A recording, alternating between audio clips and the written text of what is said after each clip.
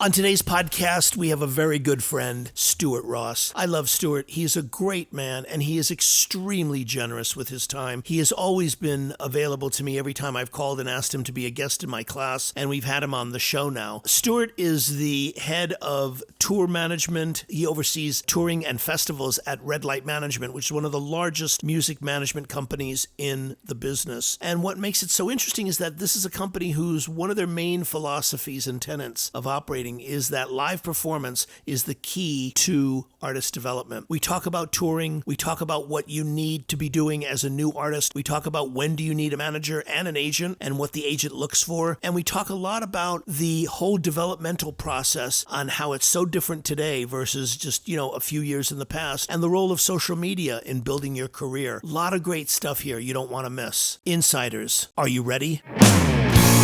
Welcome to MUBUTV's Insider Podcast, where our mission is to educate, empower, and engage artists and music business professionals who are dedicated to having a successful career in the new music industry.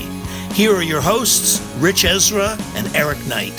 Welcome back, Insiders, to another episode of the MUBUTV Insider Podcast, where our mission is to educate, empower, and engage your music career. On today's episode, we sat down with veteran tour manager Stuart Ross, who oversees touring and festivals at Red Light Management. We discussed the changing nature of touring in today's crowded landscape, building careers through live performance, where should an act be at before trying to land an agent, how social media is transforming how acts are booked, and much, much more. You won't want to miss it. But first, a word from our sponsor. Hey, Insiders. Are you looking to take your music career to the next level? Then you need to know about the Music Business Registry. The Music Business Registry is the leading music industry publisher of the most up-to-date contact information for major and independent record label A&R, music publishers, artist managers, music attorneys, music supervisors, and much, much more. The Music Business Registry is the trusted industry standard and source serving the music business community for over 28 years with the most accurate and up-to-date contact information available. Their titles include the A&R Registry, the Film and Television Music Monthly, the Music Publisher Registry, and the Music Attorney Registry. All of their publications are available in print, PDF, CSV,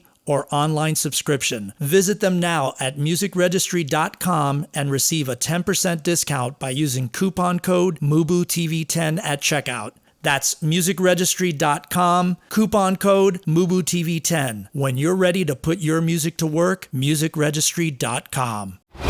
Welcome back, Insiders. Today's featured interview is with tour manager Stuart Ross from Red Light Management. Stuart was one of the main principals behind the creation of the Lollapalooza Festival, and Stuart's been a friend of mine for many years. I've had him as a guest in my classes at Musicians Institute many, many, many times. He has always been exceedingly generous with me with his time, and he is so knowledgeable. I love talking with him. I always learn something new every time I speak with him about, the marketplace, about the scene, the culture, what's going on in the live setting, because it's always evolving, and he's, really on top of that. And, some of the interesting things that we talked about, as you recall, Eric, were, live performance and why it's so important in artist development today. Yeah. And and where an act needs to be before trying to get an agent or a manager for that, for that point. In regards to their career, and so much more, just looking at the live scene, what it's like today, and the challenges that face, live entertainment and artists as well in this particular time that we're in. Yeah, one of the fascinating things that I picked up, and you alluded to it earlier in your points that you were bringing about the interview, was how Lollapalooza was the litmus test and the blueprint for what music festivals have become today. I don't think everybody realizes the impact of what he and Perry Farrell and everybody involved in creating Mark that Geiger. event, Yeah. and Mark Geiger, Yeah. In terms of the ramifications and impact that would make in music festivals today, because there wouldn't be a Coachella, there wouldn't be all of these, Lands Fest, all these other, Bumbleshot and on and on and on. There wouldn't be if it wouldn't have been for Lollapalooza kind of starting that whole thing where you have this eclectic mix of different things going on during the event, and you weren't just getting hot dogs and popcorn. You were getting food from different parts of the world, and having opposing opinions like the NRA on one hand and Planned Parenthood on another. So to me, this was groundbreaking in the sense that, he was involved in this festival that really changed the shape of festivals to come. Absolutely. And the interesting thing is that it was done out of you'll hear the story. I don't want to spoil it for you. Right. You'll hear the story, but it's a real fascinating one. And, the interview itself, if you are interested in touring and learning about the live business, please stay with us. And with that, insiders, sit back, relax, and enjoy our featured interview with Stuart Ross. Stuart, thank you so much for joining us today. I really appreciate it. My pleasure. Stuart, do you remember when, if ever, in your life that you made the decision that music was going to be your professional career path? No, all this stuff is very gradual because, people who have hobbies and interests when you're in junior high school and high school don't generally turn out to be your vocation. However, in my case, I went down the wrong path and ended up working in live entertainment for the rest of my life. This is Eric, by the way. Thank you so much for doing this. We're really excited to have you on the show. You've worked in the live music business for many years as a road manager, tour accountant, live sound. So you've seen it from a lot of different angles and work with a lot of experienced people. Who were some of your biggest mentors coming up? I have to give a shout out to Peter Grosslight. Peter Grosslight was the head of music at William Morris for many years.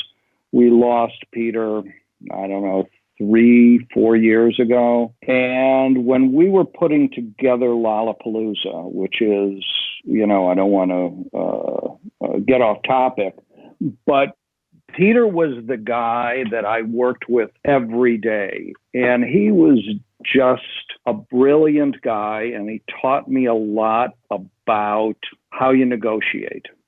It was absolutely fascinating. And he really understood the rules of the business. So being able to sit with him for 7 years was a lesson that, I could never repay. Then there was a guy named Willard Alexander. Now, Willard Alexander has been gone since the 80s, but he had an agency called the Willard Alexander Agency, and they represented big bands for the most part. I think they had some other MOR clients like Henry Mancini, but Willard was a direct descendant of the old MCA agency. And Willard took me under his wing when I was a very young man. Learning about how the business worked from him, because he was one of the guys who literally started it, also invaluable. Then there was a guy named Doug McNeil. Doug was the first tour accountant in the industry. And I was out in the mid-'80s on a Rod Stewart tour, several Rod Stewart tours. And I was, of all things, the merchandise accountant. And Doug was the tour accountant. And he invented tour accounting. And there's a lot of very successful executives in the industry now that were Doug's tour accountants. And I got to sit in settlements and listen to for lack of a better description, the call and response, the dynamics of the promoter versus the artist. It was, again, invaluable. Anyway, those guys, really kind of helped me navigate what I wanted to do in the industry and what I, would be successful at doing in the industry. Absolutely, yeah. And I had a question because you talked about the first mentor. I forget his name now. Peter Grosslight. Peter Grosslight, yeah. That you were talking about how you learned about negotiation. Maybe for our listeners, obviously, that are new up and coming musicians and professionals of the future. What were some of those key points in the negotiation process that you learned? Well, let's look at it this way, and it kind of forces us to talk about the Lollapalooza tour for a while. Back in the early 90s, I was the tour accountant for Jane's Addiction. And the first Lollapalooza tour was really nothing more than a Jane's Addiction farewell tour. And we had no long-term plans that it was going to go past 1991. When this tour that we put together very quickly turned out to, have legs. Is that a good way to put it? And we built a company in order to produce this for the next 6 years. Peter Grosslight, along with Mark Geiger and Don Muller and Ted Gardner, we kind of invented how we were going to do things because no manual had been written on how to do this. Not from a production side, not from a business side. You know, we did things that just didn't really exist in the industry, like bringing second stages into amphitheaters. You know, everybody looks at multi-stage festival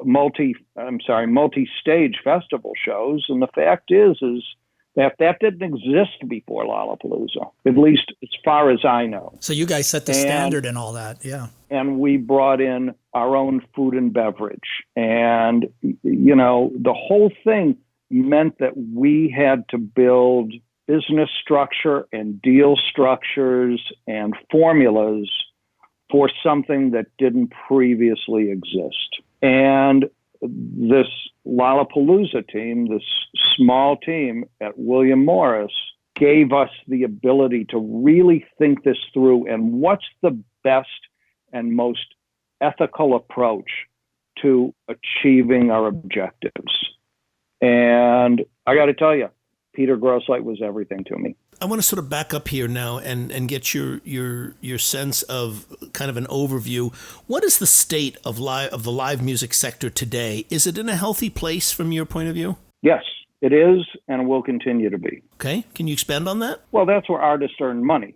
You know, with record sales not being anywhere near as significant as they used to be, unless, of course, you're Taylor Swift or, you know, Billie Eilish, you're going to make your money playing live. You know, streaming has kind of taken over how people are listening to music, and acts need to make money. And so they go out on tour, and the tours are bigger and more grandiose with more production than we've ever seen before.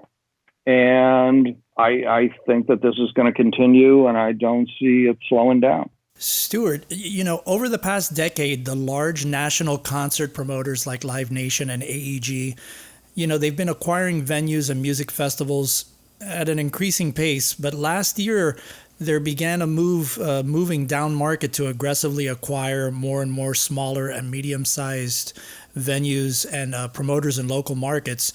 My question is twofold. What impact will this have on the live music sector as a whole? And what specific impact do you see this having on independent promoters wanting to book top-tier talent? These are big questions. Independent promoters still have a place at the table, but a lot of independent promoters are finding it far more interesting to cash out at a certain point and to use somebody else's money. And, you know, most of those promoters end up at Live Nation, although AEG does some acquisitions, I see. Now, it's interesting because you could take the approach that a big conglomerate is going to come in and buy a promoter in order to take him or her out of the marketplace, right? To just eliminate competition. It may be cheaper to buy somebody once than to go in and lose money on a lot of shows just to get somebody out of the marketplace.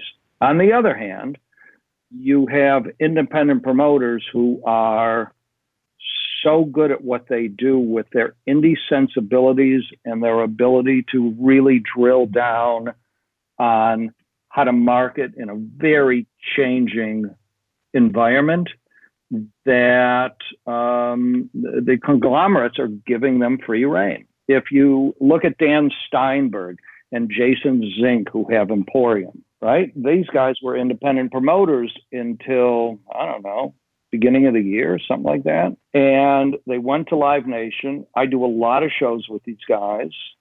And if anything's changed, I haven't seen it. Or you take a guy like Ashley Capps in Knoxville, right? AC Entertainment.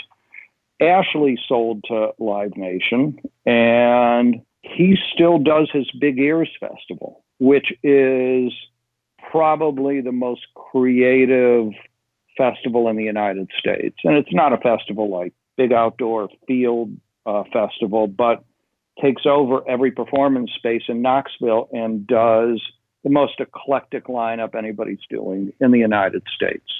So, it's really not one answer fits all, but I'm sure that AEG and Live Nation are buying promoters in order to cut competition. Now, you asked about venues, and I'm not really sure how to answer that because I'm not maybe up to speed on what smaller venues are being taken over by AEG or Live Nation. On the other hand, you have promoters like Jam in Chicago doing great. Seth Hurwitz in Washington, D.C. He's built astonishing venues and completely, renovated others.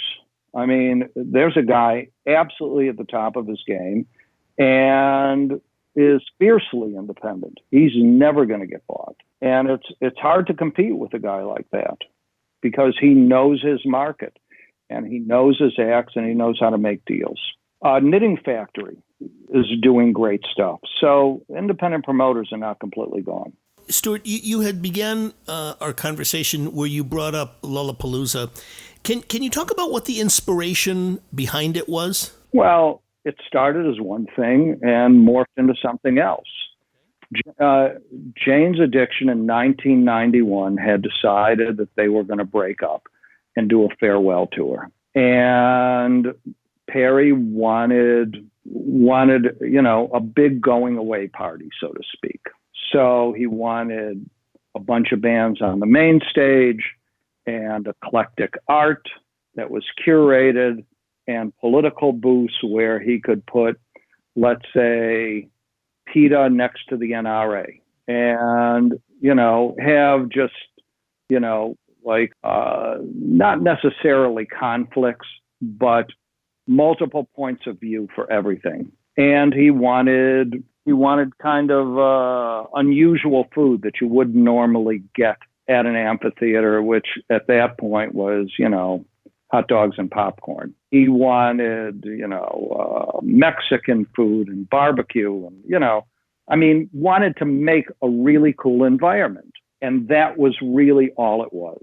Hey, Insiders, we hope that you've been enjoying our featured interview. Stay tuned because we've got so much more value coming your way. But before we dive back in, a word from our sponsor. Hey, Rich, you're the founder, CEO, legend of Music Business Registry. Tell us what the Music Business Registry is all about. Well, what it's about, Eric, is it's a company that is designed to provide the most accurate and up-to-date contact information for the music business. So if someone is looking to reach the A&R community, if someone is looking to reach music publishers, if someone needs to reach artist managers, if someone needs to reach music attorneys, if someone's looking to place their music into film and television and needs to reach all the music supervisors, that's the contact information that we provide. We've been doing it for 28 years. We're sort of the industry standard, if you will, for the music business and have been serving them since 1992. So that's what we do. Amazing. So if I wanted to find out, let's say A&R people from Warner Brothers, let's say, I can just go in there and find that in the A&R registry? Absolutely. You'll find all of the Warner Brothers in there. You'll find the Warner Brothers in LA, Warner Brothers in New York, Warner Brothers in Nashville, Warner Brothers in London, Warner Brothers, probably in Australia as well. So those are the main territories that we cover. Amazing. And we're offering all of our insiders right now that are listening, if you visit musicregistry.com and use coupon code MUBUTV10 at checkout, you'll get a 10% discount off your first order. That's musicregistry.com, coupon code MUBUTV10. Anything else you want to say, Rich? Well, when you're ready to put your music to work, musicregistry.com. And by sheer will of this happening, and it turned out to be something else besides Jane's Addiction's, breaking up party, this has become the template for a lot of the music festivals that are out now that are being curated in a certain way. I think it can all be due to the fact of Lollapalooza. Without question. But remember, when Lollapalooza started, alternative music was really alternative. Right. I mean, it was not what you would hear if you turned on K-Rock in your car. Right? You might hear Duran Duran, but, there could be a show at midnight on Sundays that played Nirvana, Chili Peppers, Jane's Addiction, Rollins Band, whoever. And Perry fervently believed that these acts had much bigger audiences than would appear. And he proved it. And he was absolutely right and continues to be right. Yeah. Crazy, huh? Yeah. I mean, what a vision. The Lollapalooza festivals is one of the, original modern music festivals. And over the last 15 years, we've seen such a tremendous growth in the live music sector, with festivals often leading the way. What do you think contributed most to this? Well, really what contributed most was promoters all going to a conglomerate. Because here's what happened. First, Lollapalooza was a traveling festival, right? It wasn't a static festival. It is now, but that's a different festival, right? Lollapalooza was a one-nighter festival, right? There was 7 bands on the main stage and 4 or 5 bands on the second stage and sometimes a third stage, and food vendors and, carnival rides, and everything packed up and moved. It moved 350 miles down the road. It arrived at the next venue and set up and doors opened at noon. And we did this for 7 years every summer, 28 to 42 shows. Okay. The festivals now are in static locations. But there's 2 things that are different about that, right? One is back in the early 90s, all of the amphitheaters were owned by independent promoters. And the amphitheaters back then, even though the facilities still exist, they were much different. They didn't look like shopping malls. They were very kind of plain and bare bones, right? There were not, every venue wasn't named after a sponsor. That part of our business did not exist. And the local promoters, and we could go back and talk another time about the local promoters all over the United States and, why they were so powerful in their market. But every market had a local promoter, and that local promoter owned the amphitheater and were fiercely protective of their property. When Sillerman came in and acquired all of the promoters, he acquired first the ones that had amphitheaters, because really he was buying the ancillary income, food, beverage, parking, whatever. At that point, promoters stopped protecting their marketplaces as fervently as they did when it was their money. So all of a sudden, large pieces of land were available for festivals and alternative promoters and secondary promoters to grab a piece of land and put a big stage on it, and food, bathrooms, beer, other attractions, without having to go through the politics of what they had to go through in the early 90s. So the business completely changed. The second part to this is traveling festivals like Lollapalooza were a victim of their own success. Radio stations looked at this and said, we play all these bands. We'll just do our own summer concert series.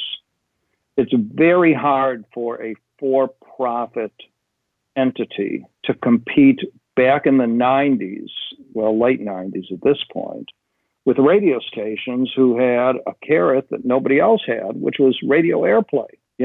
Quaint little concept, but it was pretty important back then. And so if you're a band that is really has a buzz on them, and a powerful, influential radio station wants you to play and headline their summer concert, their weenie roast, or whatever you want to call it, versus playing Lollapalooza, what are you going to do? People went towards the airplay option. So, plus, of course, there were a lot of factors, because Lollapalooza, people barely remember, but tickets were $27.50, right? The year we had Metallica, we raised it, I think, to $35. And Elliot Lefko, who's at AEG now, warned us. He was at MCA concerts in Toronto. But guy's brilliant, and he said, that's way too much for this crowd. You can't charge that much. We said, but we have Metallica. He said, I don't think it's a good idea. And you know what? He was right. We charged too much. And we had a few cities where it's like, why aren't we selling more tickets? Oh, because they're $7 higher. Right now, $7 doesn't get you a beer. Yeah, no, absolutely. Absolutely. Very thorough and in depth. You touched on something earlier that was my follow-up to you. What actually caused Lollapalooza to shift from a touring entity to a standalone stationary event that only occurs like in 3 markets? And why those particular cities? Well, I'm not involved. So I can only give you kind of the public information. I don't have any insight or any even interesting stories, but Lollapalooza shut down. Oh God, I think they tried to do a show a couple of years around 2000, 2001. I don't really remember. And it didn't work and they shut it down. And then C3 Concerts came in and bought the name. And Perry is still involved, of course, and William Morris is still involved, but it's a different entity producing it. And, their methodology was not to do a traveling festival, but to do fixed venue festival. And they got one of the iconic parks in one of the finest cities in the United States, Chicago, to allow them to put it on there. I don't know what the backstory was with it, but it's an incredible park right in downtown Chicago. And they rebuilt the brand. And, more power to them, because it's, getting a piece of land like that is so difficult.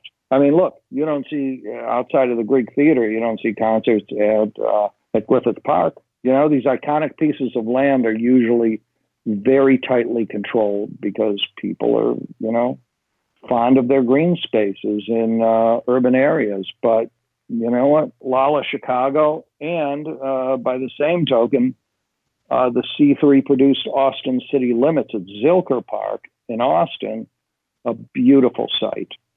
And, we could go back to, what is it, last weekend, the weekend before? I think it was the weekend before, of Outside Lands, which is, in the middle of San Francisco. These are all beautifully produced events by, great promoters. But it's a very different world than it was, or a very different business than it was. We couldn't have done this in the 90s. Take away business from the amphitheaters, not going to happen. Promoters going into markets that they didn't really have a history in, didn't happen. You work, I just want to expand on this for a bit in terms of the live arena. You work for one of the largest artist management companies in the industry, which is Red Light Management. And one of the main tenets of your company's corporate culture is building careers through live performance. Now, beyond the economic factor, what's the reasoning behind this from an artist development standpoint? Red Light's not a company that we discuss corporate strategy with. There's a lot of managers, and the managers all have their clients. And, they work independently, and, we help each other out as a group. So I don't think that anybody had a conversation about, all right, folks, we're concentrating on the following for the third quarter of 2020. It doesn't work that way. I think that all the managers individually have figured out that that's, the best path for their particular clients. And I think it's organic. I've been at Red Light for 8 years now, and I've never gotten a memo saying, let's have a meeting about overall company strategy. Corn Capshaw's a genius. He built a company, brought in good people, and lets them do their thing. Yes, very much so. I always found it interesting about Corin is that, for the status and the level of success that he has, like Paul McGuinness, he didn't start in the music business. I mean, that's always what I find so interesting is that for someone who has achieved what he has achieved in the time that he's achieved it, it's very, very interesting to me. I guess he's like one of those people like Irving Azoff who, would have been successful that no matter what they did. True. But Irving did start in the music business. Exactly. That's my point. Whereas I don't think Corin did not. I think he owned a bar in Right. Charlottesville. Yeah, he and owned Dave Matthews was his Monday night act. That's exactly right. He met. It was a tavern, and that's how he met Dave. So and McGinnis wasn't in music management when he met you too. So it's always interesting when you look at those particular situations. I don't know. Was Jim Beach in the music business before he met Queen? I don't think a corporate attorney? Yeah, I think he was just a corporate attorney who ended up taking over their affairs after the fact. Yeah, right. Very much so. In addition to your work with Red Light, you also have a tour consultancy business. I'd like to specifically ask you some questions about new acts today. What are the realities, / opportunities for new up-and-coming artists and bands? Well, here's the thing. My tour consultancy company is not really that active because I spend so much time working on red light projects that I don't do a lot of outside stuff. But your question is, what is it? What are the opportunities out there? Well, it's an interesting question because I get approached a lot by developing artists, as does every manager. So it's good news and bad news. The good news is the opportunities are limitless and far less expensive than they used to be, right?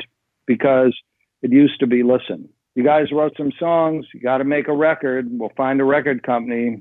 Maybe they can give you $50,000, $100,000, make a record, and then you'll make a video, and then you owe us a bunch of money for the rest of your life, right? Right now, anybody can make a record for very little money. That's why recording studios are a terrible investment, right? You can go on YouTube. You can make videos with your iPhone, which has astonishing capabilities. I saw a movie the other day that was filmed on an iPhone 4. You would not know that unless somebody told you. You can go onto YouTube and build your brand. Between YouTube, social media, Vivo, there's so many opportunities to record and distribute your music. Not in order to get wealthy, because as we know, social media is not really a place to try and make money, but it's a place to build your brand. It's a place to build your audience. And these opportunities are available to everybody. That's the good side. The other side is a lot of them don't really need managers when they think they need managers. And all of us get approached on a regular basis saying, hey, we have 10,000 followers on Instagram. We'd love you to come see our show.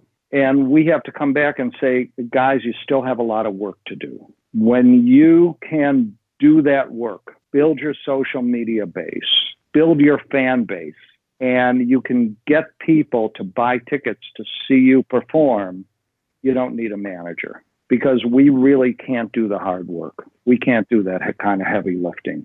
The artists have to do it themselves. But you know what? It's available to everybody, and the lessons are free. So based on that, Stuart, realistically, where should a new artist or band be at developmentally before trying to land an agent today? Well, I would say, and every agent and manager will take a different approach on this, my mind, it's if you can sell 300 hard tickets to a show that you're headlining outside of your hometown, then an agent and a manager will be interested. Interesting. So 300 tickets outside of your hometown, that's like a criteria. Okay. Listen, this is not science. Right. But it's just, how do we determine whether an act is ready to have a manager, and if they're going to make money, and if they're making money now. And we got to base it on something. So I base it on, look, can you sell 300 tickets outside of your hometown? Hard tickets, not support act, hard tickets. And if so, then there's a base of a business that a manager can pick up and say, all right, let's build a team. Let me go to the the agents, because at that point, agents are interested because there's commissionable income. People are willing to take a chance because, managers and agents are not going to make money off an act that sells 300 tickets, but there's a base to work from. Right. And they can repeat that process in every city and, kind of build it and scale it. Yep. Yeah. Let me ask you, for an artist act who's doing their first tour, do you think it's best to tour clubs, solo, or be the opening act for the larger artist? It's hard to say. It depends on the packaging with a larger artist. If the packaging makes sense, then, you'll gain a new fan base.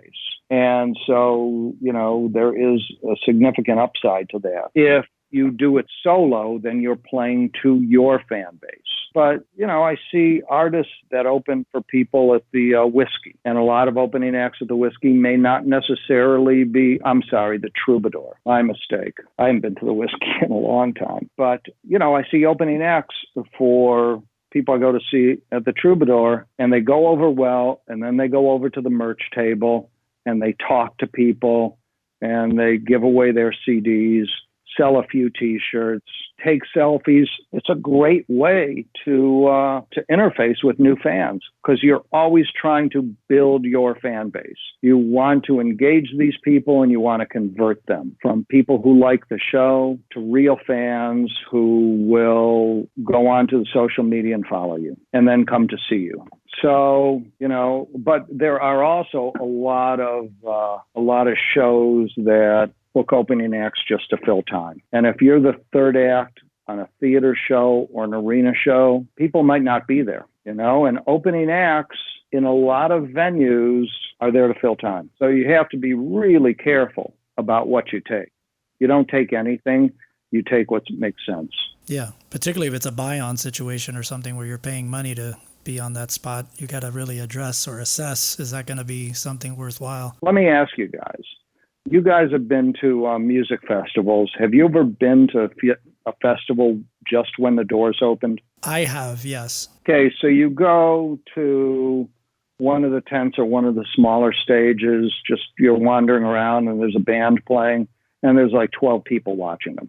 Now, yes, you get bragging rights. I played Coachella, I played Lollapalooza, I played Outside Lands, whatever it is, but there were 12 people there. So the question is there a value to the artist to play that early in the day? And I don't really know how to answer that. Everybody has a different take on it. But, it's the same thing about being an opening act on a 3 or, God forbid, 4-act bill. There's nobody's going to be there. It's too early. And if you're doing it to build your audience base, then be strategic about it. Play smaller halls with an act that's fan base will be more empathetic to you than playing a larger venue where you're not going to get any attention at all. We're seeing an enormous amount of legacy acts leaving the live space, bands like AC/DC, Elton John, Kiss, Peter Frampton, Aerosmith, Paul Simon, etc. It doesn't seem like there's an apparatus today to create the legacy acts of the future. What are you seeing from your perspective? I go to the industry conferences like Polestar, right? And every year this question comes up. For like 30 years, this question has come up, that it's only the dinosaur acts. Well, Foo Fighters they're not a legacy act, right? Taylor Swift is not a legacy act yet, but then you look at Journey, REO Speedwagon, Blondie Elvis Costello tour. People are going to these because the music's great and people know they're going to get a great show. Elton John, great show every single time, and he's going to stop playing at some point.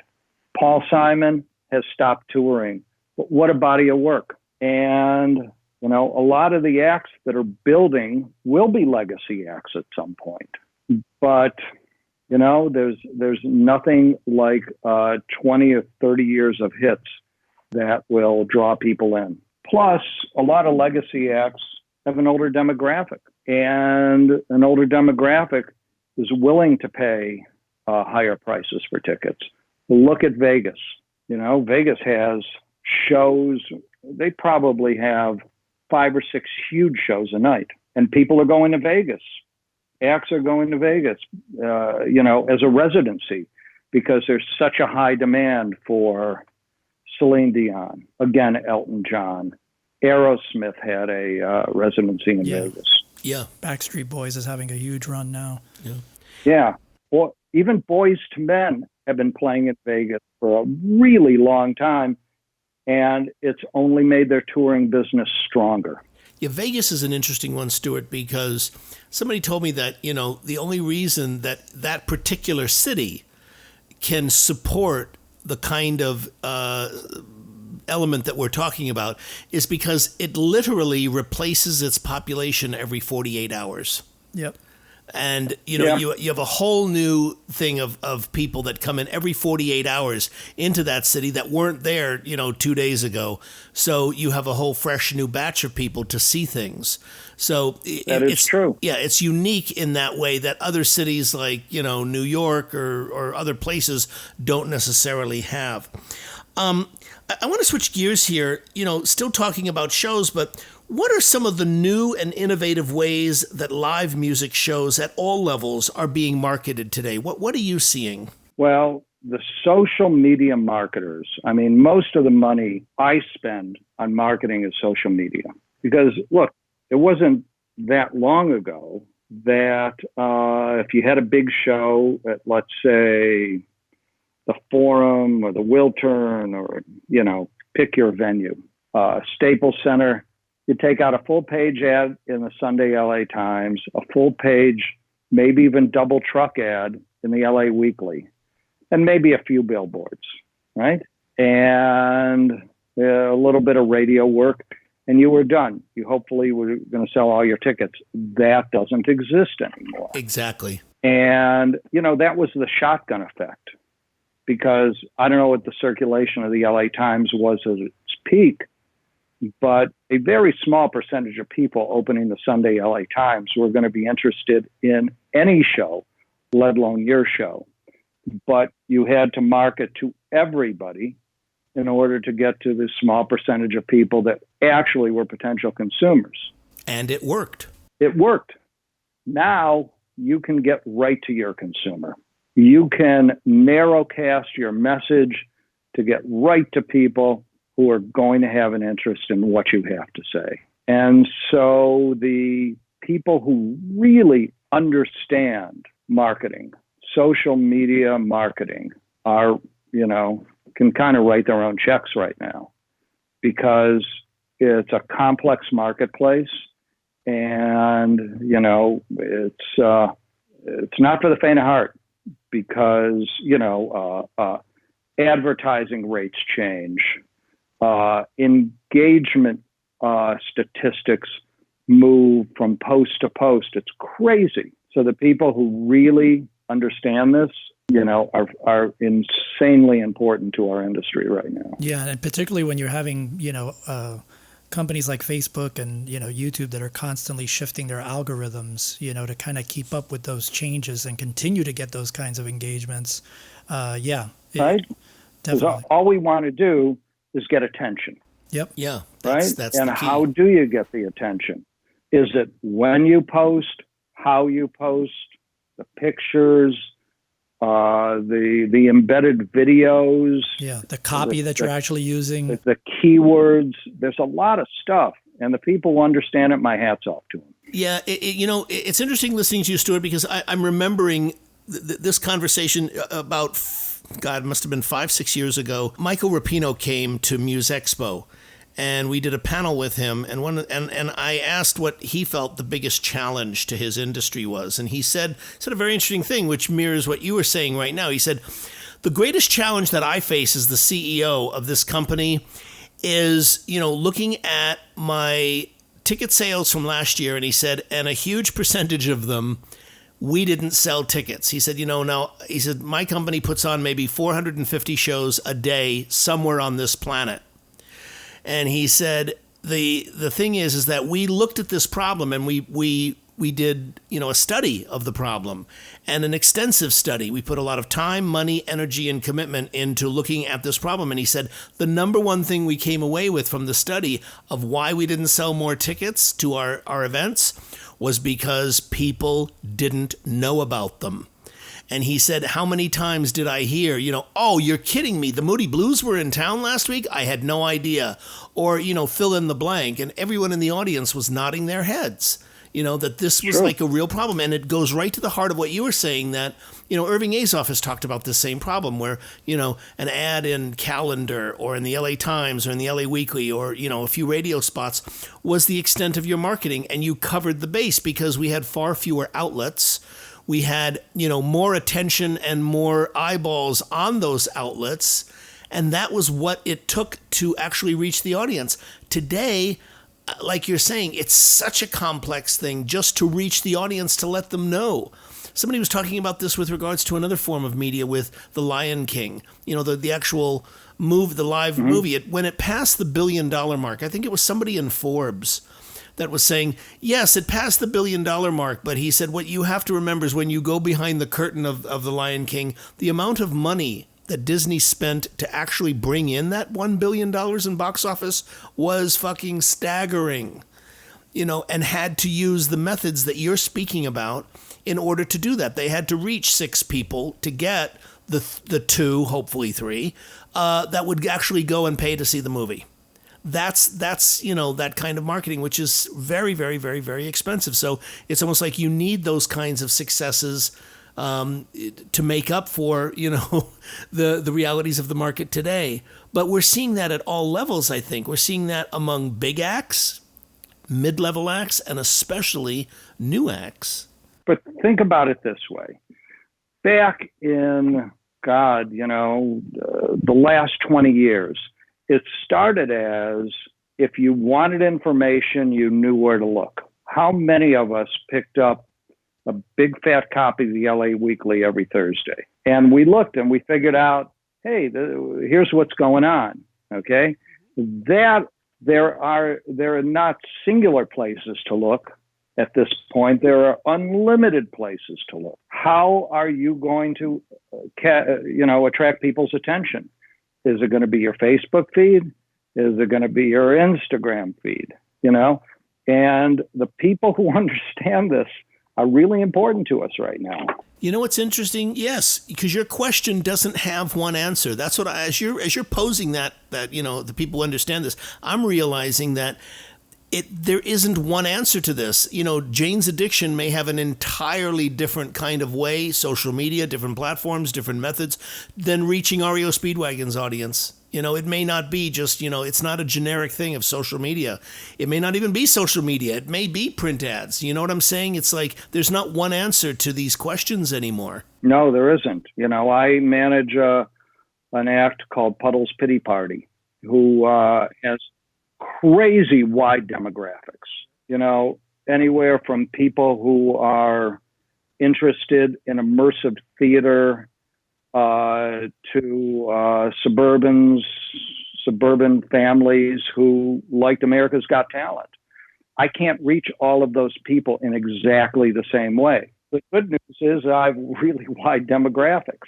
The bad news is we have to really pay attention to how we market it. How can we talk to you so you'll hear us? Yeah, and this is what I think a lot of artists today who are starting out really need to learn. To me, it's the new reality of the game that artists, because I think a lot of, as we're discussing this, I'm realizing that if you've been in the business long enough, which I know you have, you realize as you continue working in it today, all those systems that were there to support talent in the past, even 20 years ago, no longer exist. Those systems are gone. They're gone. And as managers, representatives, agents, consultants, whatever, the business person on the artist side we have to know how this stuff works, because we have to advise our clients as to what to do and where to go. Speaking of that, let me ask you, when you talk about artists and clients, is at what point, I guess, does an artist need management? And is it the same as the question with the agent? Is it at the same point, or is it at different points that they need an agent and a manager in your mind? Because you've done both. Well, okay, let's talk about agents first, because that one's easy. It was a number of years ago that a major agency told me that it cost them on an average $400 to issue a contract, okay? Which meant that on a 10% commission, any booking for less than $4,000, they lost money. And I guess they figured it out by, adding up all of their overhead, salaries, and dividing it by the number of shows they book, I assume, right? So if you're making less than $4,000 a night, an agency loses money on you. Now, has that number trended up or down? Well, I don't know. But if we use that as a baseline, if you're making $3,000 a night, well, chances are your career is going to build and you're going to make a lot more money. But if you're making $500 a night, it's very difficult to get an agent to pay attention because it's a lot of work. And it's even more work booking an artist that doesn't have a fan base. Then you're begging for favors. And that, favors are not an unlimited bucket between agents and promoters. So an agency is going to be interested. I think when you're making at around $2,000 a night walkout, they'll be interested. At $3,000, definitely interested. At $4,000, they'll sign you. I mean, more or less. Again, not scientific. But an agent, even though they work in a very creative business, and the agents themselves have an awful lot to do with the career path of an artist, they're salesmen. They're selling a very unusual commodity, but they're salesmen. And their goal is to be able to make as much money for their company as they can, which also results in making as much money for their client as they can. But, their commodity is, unusual. Their commodity talks back. Listen, if you sell cars, car doesn't care who buys it. But when you're selling talent, it's a whole different deal. Now, management, again, you could say that it. Now, are you asking me, I just want to be clear, at what point an artist needs a manager, or what point is a manager interested in an artist? At what point an artist needs a manager, and is it the same point that they need an agent? I mean, is it are they separate things? So, yes, it's about the same point. Because once your business grows to a point that you need somebody to help you through these very muddy waters, then you need a manager and an agent. A lot of acts decide they need a manager and an agent because they don't want to book themselves and they don't want to set up their own social media plans. And that is not when an act needs a manager. That's when an act needs to do the work before they get a manager. Learn the business and then build your team. Your team isn't going to do it for you. Let me ask you, Stuart, and staying with this line with agents and managers, for new artists that don't have access to a booking agent or a manager, for instance, what are some proactive steps that they can be doing to further their career? Well, besides, getting your social media game together. Actually, not besides. First, get your social media game together. And I'm sure that every young artist has a friend who can help them with that. Right, like a social media manager. Bring the camera over, do a song, post it on YouTube. Engage with your fans. The good news is because it costs you nothing to post on YouTube other than whatever incremental cost you have actually creating the video, you can't really make a mistake.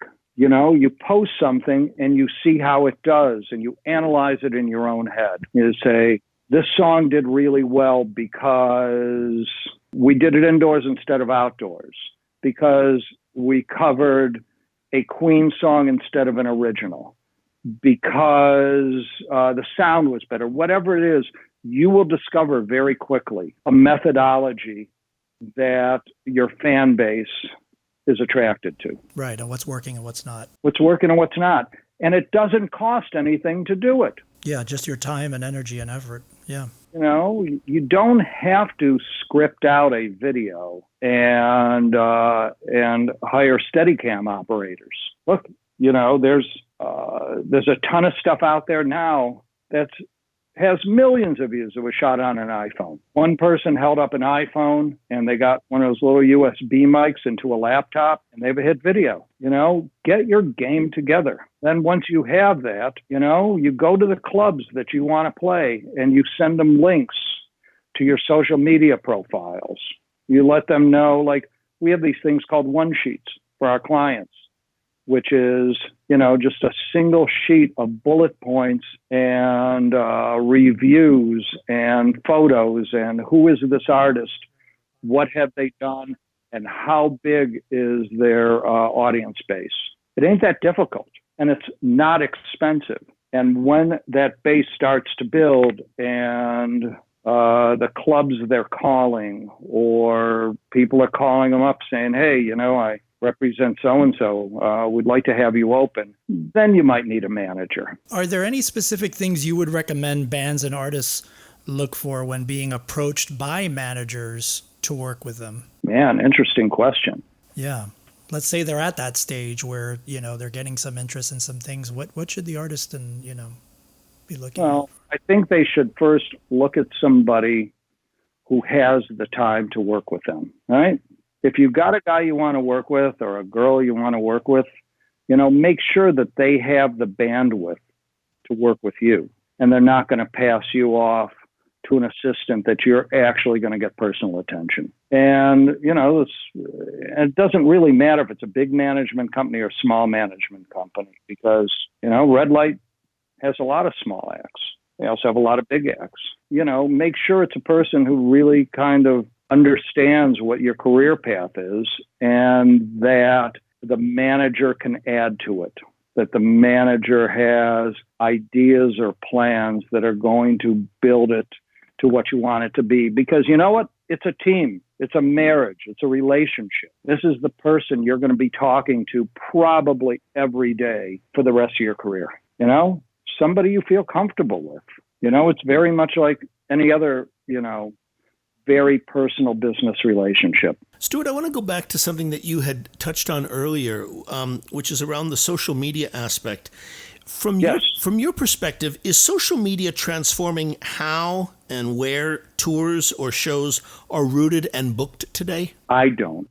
There are people, first of all, the demographics that I get back from social media are not necessarily ones that are that accurate, right? Because I have a client who on YouTube has a very high percentage of listeners in Brazil, but Brazil isn't really a market for this artist.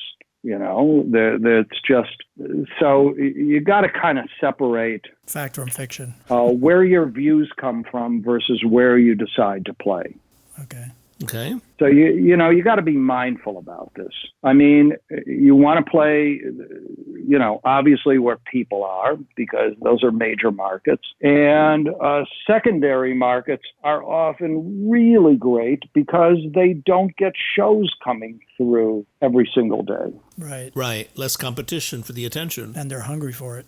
They're hungry for it. You know, in the old days, we went to, when MTV was, you know, one of our vehicles, we went to places that there was a Lost Cities tour, and it was 5 or 6 arenas that co-marketed themselves. And it was like Fargo and, you know, markets in the Northwest that didn't see much love.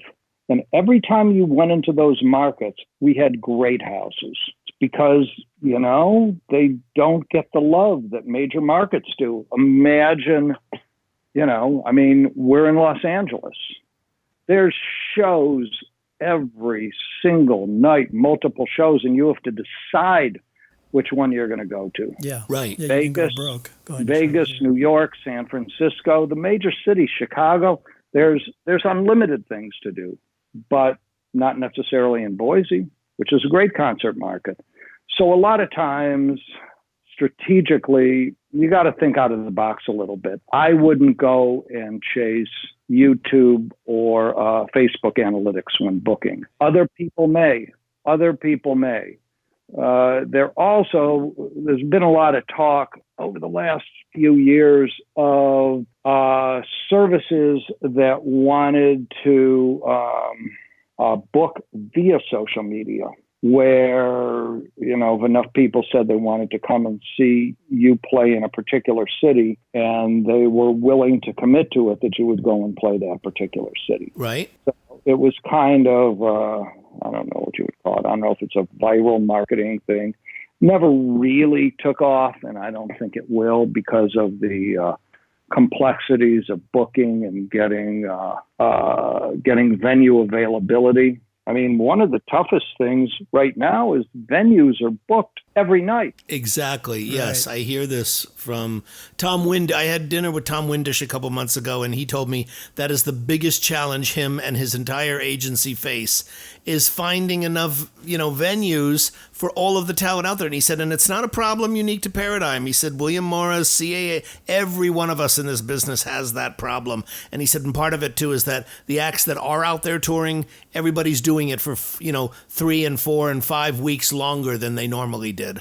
That's right. I moderated a panel at Polestar a few years ago for venues.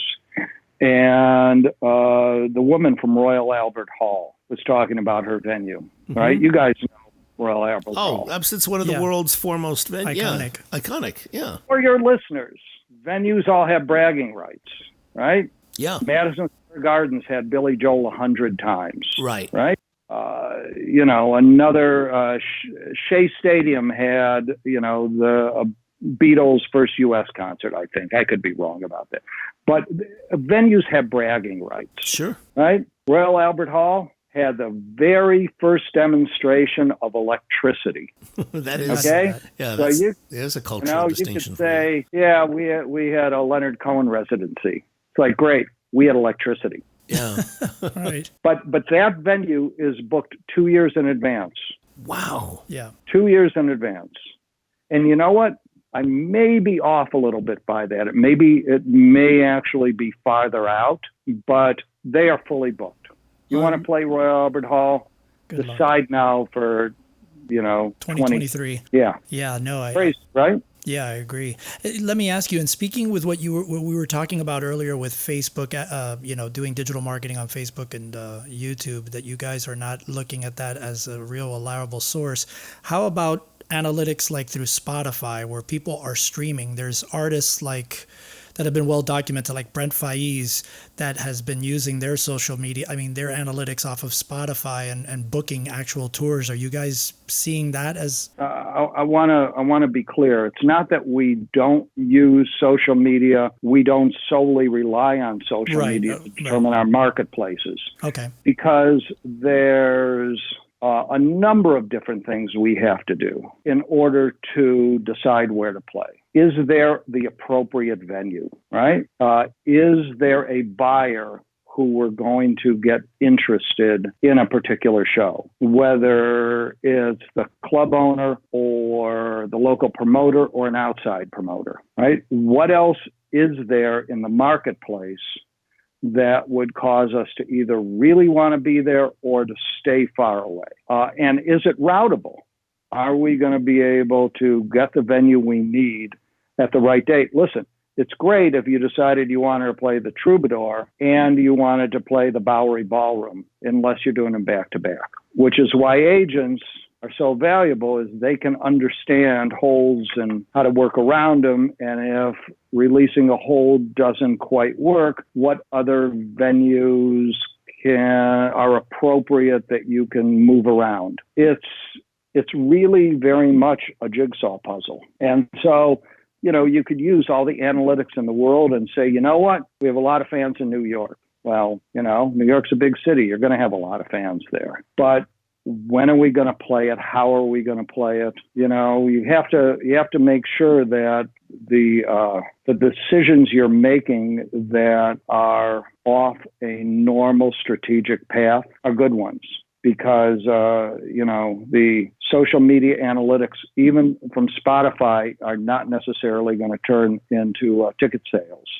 There are some venues that don't necessarily sell tickets, and there's some venues that people will go to every show there because they know it's a high quality venue. We can go back to the Troubadour with this one. Troubadour does great business because a lot of shows are really great and they have high loyalty from their patrons. You could pick a city that your socials say that you have a strong fan base, but if you don't have a strong venue, you not only have to convince people to come and see you play and to let them know, but then you have to convince them to see you at a place that they're not familiar with. So it's not scientific.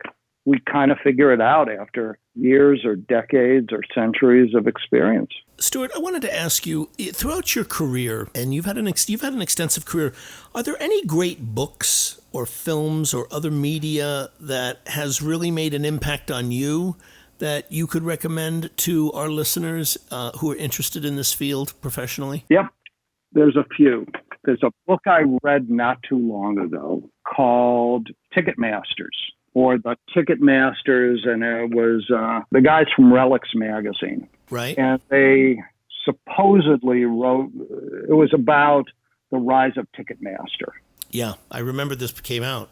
Yeah. But it was really more about how the live music industry works. And they talked about how Frank Barcelona and Premier Artists put all of the promoters in business, and how Ticketron became Ticketmaster, became Live Nation, and how the money flowed, which is a fascinating if you haven't been in the industry before. And I strongly recommend that one. Okay. Any others? Don Passman's books Yeah. are great, have always been great. Yeah, that's the Bible. Ray Waddell wrote a book. Ray Waddell, who's now Polestar. Right. Right. He used to be a billboard. Ray Waddell wrote a book some years ago about the entertainment industry. That's really good. But there's a book called The Last Mogul about Lou Wasserman. Oh, that's a great one. Yeah. Now, many people listening to this podcast are not going to know who Lou Wasserman was, but Lou Wasserman was the most powerful man in the entertainment industry. And, with all, respect for Irving and for Michael Rapino, who are giants in our industry, Lou Wasserman owned everything. Right. And, he was more of a film guy.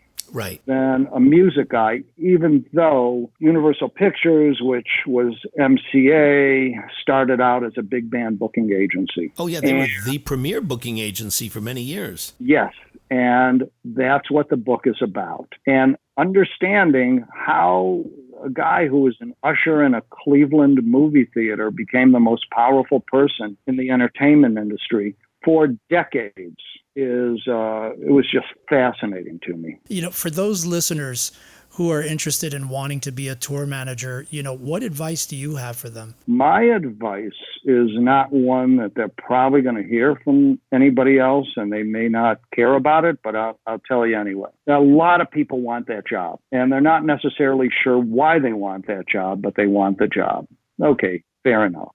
Because there's so many people who want to do it, when a manager gets a stack of resumes, we want to pick out the person who is most appropriate for our client, because, if we don't want to hear from them, right? We want everything to be really smooth and to get a note every few days saying things are good. But we want people who have an experience level. And the experience levels, the the skill sets that a person should develop to be a tour manager are, number one, you have to understand the math. Tour managers have to settle shows. And so you've got to understand, where did the money come from and where did it go to? And the money comes from the box office. Understand how box offices work and how to read an audit. And the best way to do that is get a job with Ticketmaster. Go work the box office at a theater. Any theater, doesn't matter, and learn how the system works. They're easy jobs to get. They're minimum wage. They're not really that interesting, but you're going to learn how to build a show, sell a ticket, return the ticket to a system, read the very arcane reports that Ticketmaster and other ticketing systems come out with, and that makes you valuable. That makes you smarter than almost anybody else who applies for this job. The second thing I would suggest they do is, when you ask a person who isn't a tour manager what they think we do and who we talk to the most, they'll immediately think the lead singer, the leader of the band. It's not. It's the travel agent. A big portion of what we do is moving people from place to place. Your travel agent is your best friend. Go get a job at a travel agency. Learn how the airline system works. Learn how to book hotels and how to develop relationships with entertainment representatives at hotels. Most good hotels actually do have entertainment salespeople. Be a travel agent. Do it for a year. The last one is, tour managers have to handle cash, and sometimes a lot of cash. You know, for a tour manager to carry $10,000 all the time isn't that unusual. More than that still isn't that unusual. Tour accountants, you know, I mean, they carry a lot of money. You got to be comfortable with the money, because it's going to come in and it's going to go right back out. You're going to pay bus drivers or road float, or having to pay for, you know, a last minute repair on, a guitar neck broke off or whatever it is. But the money comes in and it goes out. You got to be comfortable with it. Go work in a bank. Go be a teller at a bank. At the end of the day, you have to be comfortable with getting a bunch of money, dispersing it, and then reconciling at the end of the night. And if you're not comfortable with that, it's going to be really hard to be successful as a tour manager. So it's understand concert industry finances, start by working at a box office.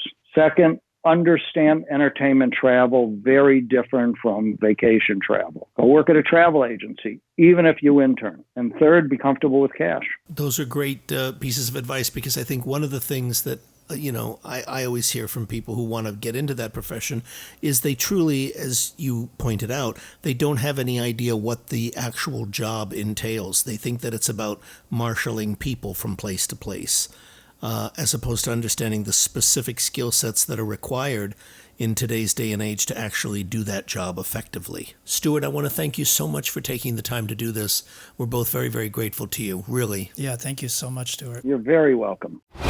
I love Stuart. Yeah, It's always great to have him as a guest. I have known Stuart for many years. He has been one of the most generous people with his time, with his knowledge and his wisdom and his willingness to always share it. He's always been a great guest in my class, and he is filled with such incredible information. I mean, this is a man, you talk about somebody who's been there and done that and knows, and who's literally been innovative and been on the front lines, and who continues to innovate and who continues to be on the front lines and know what's going on.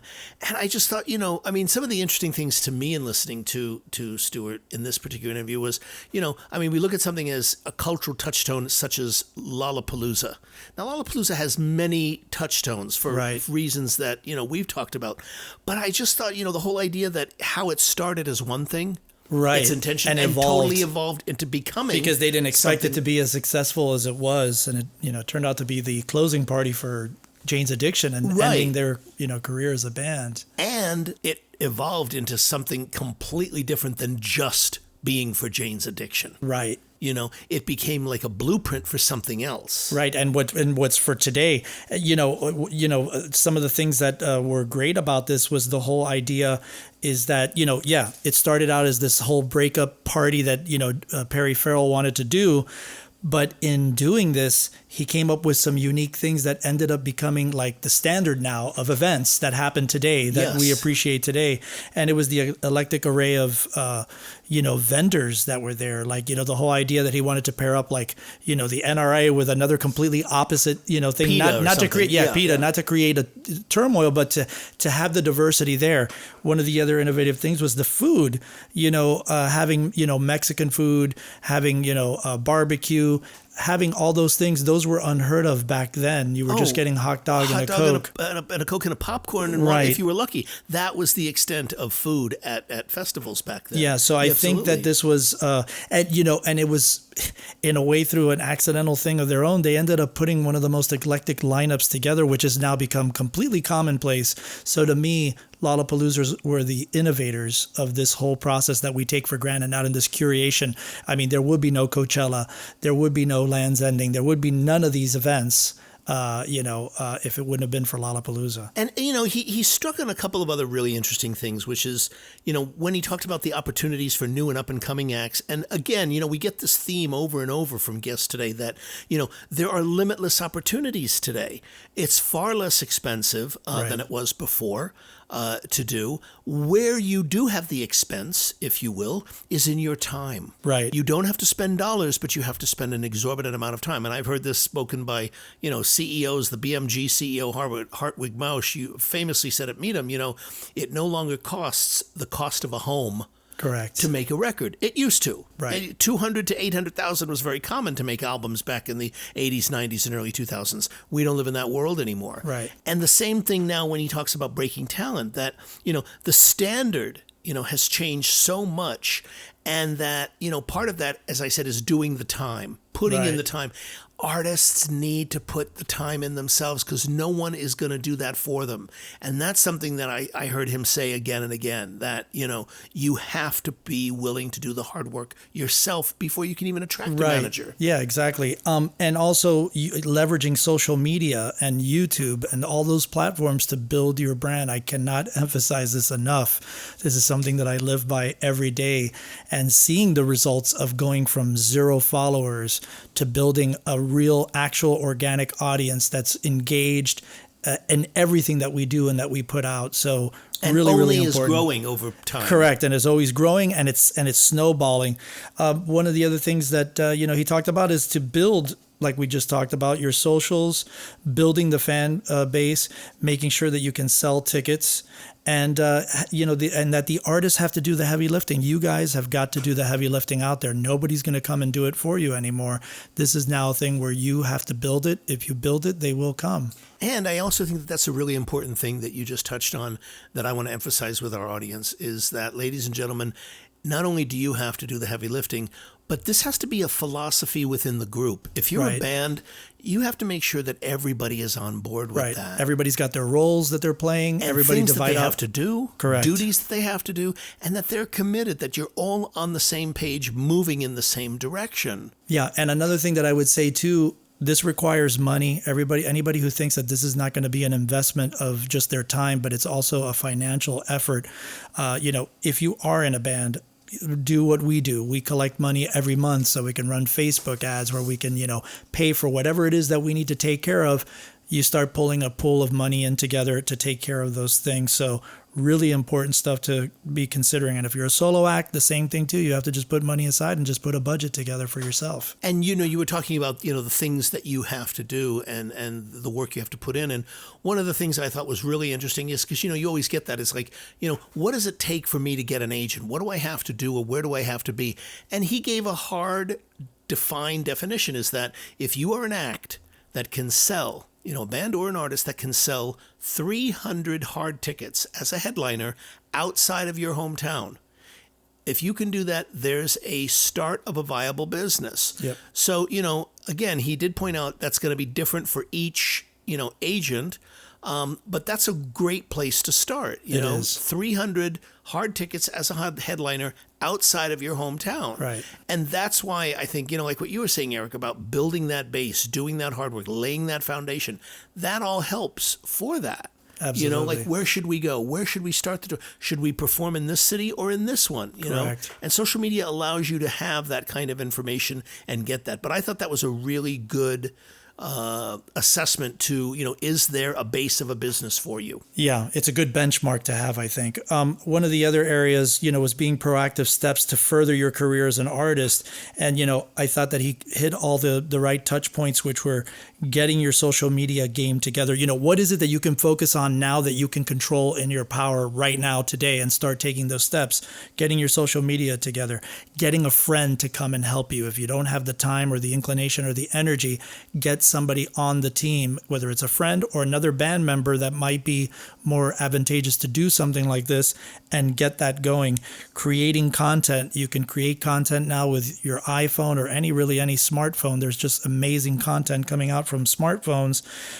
This costs you nothing. And I thought another really interesting point that he brought up was creating a methodology, which is something that I've taken to heart with our project, that we have in the trial and error of building this whole brand and building the whole relationship with the fan, that we've come up with our own methodology of things. And so, you know, through trial and error, and you are going to make mistakes, you will eventually come up with a combination that's working for you. And then you just go and you build on that and you scale that. Yes, and you got to give thought and energy to that concept of what that is for you and Exactly. for your band or for your artistry and your audience. Right. You know? Yeah, and it costs, and the beautiful thing about this is that it costs nothing but your time. Absolutely. And, you know, and the final part of that, Eric, was the idea of taking all of that, you know, that social media and work and time and energy, and putting that out to the clubs so that you can build that base.